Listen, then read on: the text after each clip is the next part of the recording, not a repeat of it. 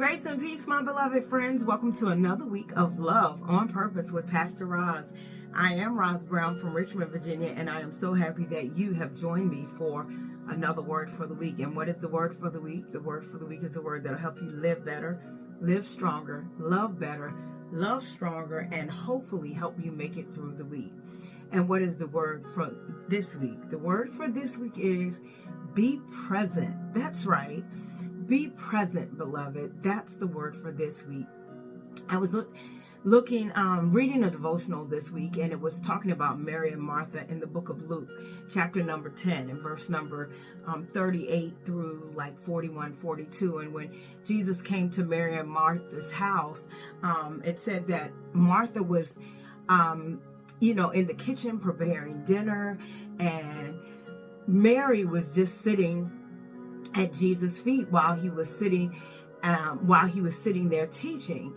And Martha came and she was like, Jesus, like, this don't make no sense. Like, this is like unfair that Mary is just sitting here at your feet, and I'm sitting here trying to get dinner ready. I'm trying to, get the table set. I'm trying to get everything prepared. Like, something about this is not fair. And Jesus said, Martha, you're worried about all the little details, when the reality is Mary has discovered the good part. She's discovered the one thing that's important.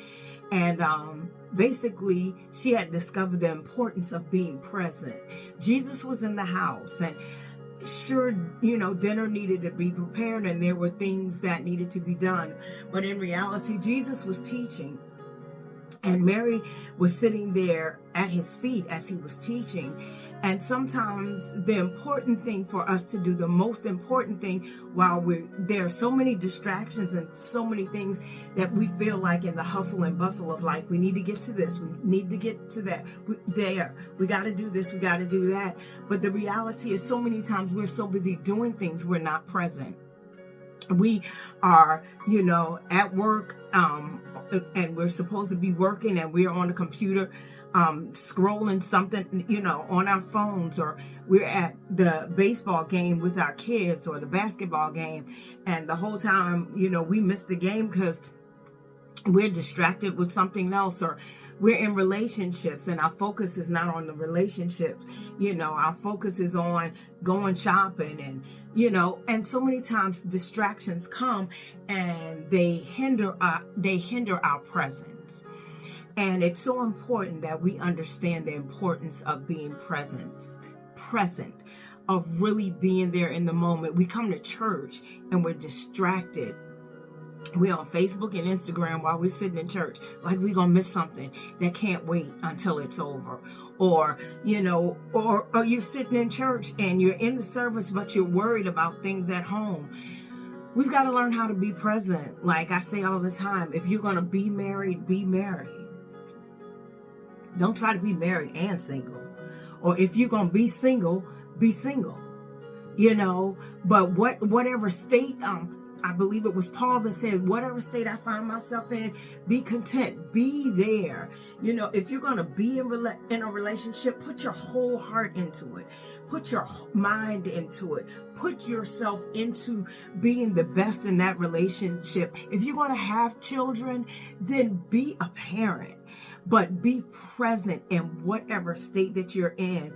If God blesses you to have an apartment, then fix up the apartment. Be present in the situation that you're in. If you're going to the movies tonight, go to the movies. Enjoy the movie. Be present. Don't be at the movie and on Instagram and TikTok at the same time and you missed half the movie. Don't miss the moment. We as a people have to learn to be present. If you're going out with your family tonight, be present with your family. The kids, they're ordering off the kids' menu and Mommy, I want mac and cheese. I want mac and cheese. You ain't heard nothing they said because you're there, but you're not there. Years ago, I remember a sermon that my uncle, Bishop Ronald Brown preached. Years ago, I had the tape. It was tapes back then, and it was called The Alienation of Affection. And he talked about the meaning of the alienation of affection, how you're there but you're not there. And he talked about a case that was recorded in the court system, where there was a mother that the family sued. Was the husband divorced the wife, and he sued her on the grounds of alienation of affection.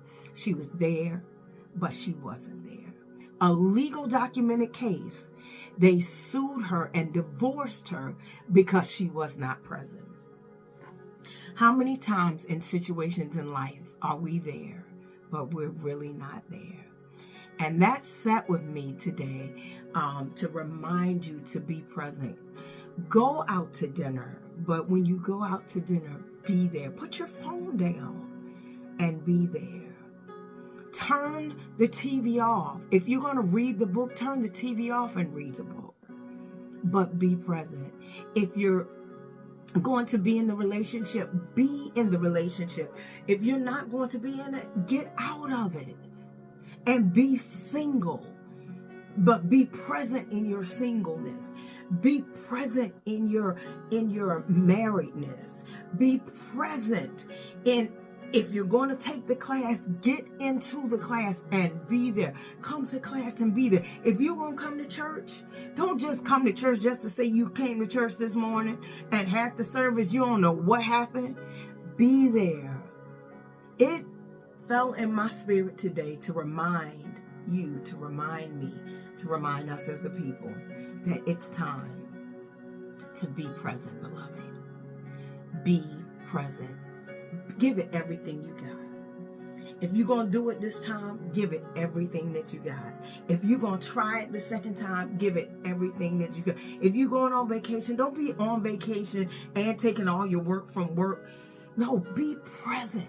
When you go to work, don't be at work and on vacation. Be present. Be present. If you're going to be a friend, be a friend. If you're going to be a musician, be a musician. If you're going to be an usher, be an usher. Whatever state you're in, be present. And with all of that being said, I want you to have a wonderful week in Jesus. I want you to have a week where you're really present this week in Jesus. I want you to know that I love you so much. I want you to know that God loves you so much more. I know I haven't seen you in a while, but I'm back. I want you to be blessed, beloved. Be sweet, beloved. Be present, beloved. Until next week, beloved, have a wonderful week in Jesus and embrace the magnificent. Love, peace, and blessings all over your life. Be present.